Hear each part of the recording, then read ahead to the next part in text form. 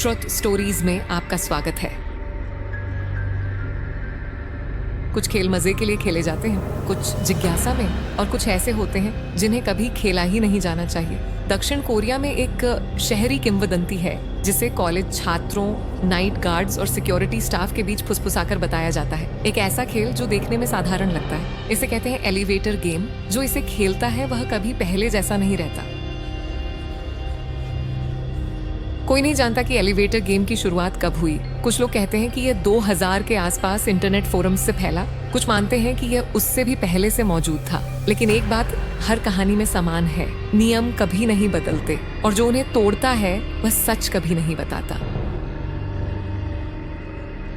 इस खेल को खेलने के लिए आपको पूरी तरह अकेला होना होगा। इमारत में कम से कम 10 मंजिलें होनी चाहिए, रात का समय होना चाहिए, चारों तरफ सन्नाटा होना चाहिए। एलिवेटर में जाकर इन बटनों को इसी क्रम में दबाना होता है, 4 2 6 2 10। अगर एलिवेटर किसी और मंजिल पर रुके तो खेल वहीं खत्म हो जाता है। जब एलिवेटर 10वीं मंजिल पर पहुंचे तो बाहर मत निकलना, इसके बजाय एक दबाना है। यहीं से वापसी का रास्ता धुंधला होने लगता है। जब एलिवेटर फिर से चलने लगता है तो एक मंजिल पर दरवाजा खुलता है। तभी वह औरत अंदर आती है। जिसने भी उसे देखा है वह एक ही तरह से बयान करता है, काले कपड़े, लंबे बाल, चेहरे पर कोई भाव नहीं। वह सामान्य लगती है, बहुत ज्यादा सामान्य। लेकिन एक नियम सबसे जरूरी है, उसके चेहरे की तरफ कभी मत देखना। अगर वह बोले तो जवाब मत देना। वह अक्सर एक ही सवाल पूछती है, तुम कहाँ जा रहे हो? अगर तुमने जवाब दिया तो सब खत्म। औरत के अंदर आते ही एलिवेटर अपने आप चलने लगता है। जब दरवाजा फिर खुलता है तो बाहर की दुनिया जानी पहचानी लगती है, लेकिन कुछ गलत होता है। इमारतें होती हैं, सड़कें होती हैं, लेकिन कोई इंसान नहीं, कोई आवाज नहीं। दूर कहीं एक लाल रंग का क्रॉस चमकता दिखाई देता है। इसे कहा जाता है दूसरी दुनिया। अगर आपने वहां कदम रखा तो वापसी की कोई गारंटी नहीं। जून सियोल का 22 साल का एक कॉलेज छात्र था। वह भूतों में विश्वास नहीं करता था, वह तर्क में विश्वास करता था। एक ऑनलाइन फोरम पर उसने एलिवेटर गेम के बारे में पढ़ा और उसे आजमाने का फैसला किया।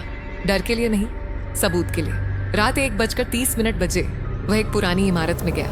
एलिवेटर धीमी आवाज में चला, 4 2 6 2 10। सब कुछ सामान्य था। जब उसने एक दबाया, उसकी सांस रुक सी गई। दरवाजा खुला और वह औरत अंदर आ गई। वह औरत उसके बगल में खड़ी थी। धातु की दीवार में जून को उसका धुंधला प्रतिबिंब दिख रहा था। उसका चेहरा जैसे दिखना ही नहीं चाहता था। फिर उसने धीरे से कहा, तुम यहाँ के नहीं हो? डर में जून ने नियम तोड़ दिया। उसने उसकी तरफ देखा। उसकी आंखें पूरी तरह काली थीं। लाइटें झपकने लगीं। दरवाजे जोर से बंद हो गए। जून को होश आया तो वह ग्राउंड फ्लोर पर पड़ा था। सुबह हो चुकी थी। सीसीटीवी फुटेज में वह अकेला अंदर जाता दिखा, लेकिन ठीक 3 मिनट के लिए कैमरा ब्लैक हो गया। कोई तकनीकी खराबी दर्ज नहीं हुई, लेकिन जून बदल चुका था। उस रात के बाद अजीब घटनाएं उसके साथ होने लगी। एलिवेटर बिना वजह रुकने लगे, बटन अपने आप जलने लगे, आईनों में उसे अपने पीछे कोई हरकत दिखती, और कभी कभी एक औरत की आवाज उसके कान के पास फुसफुसाती, तुमने जवाब दिया था।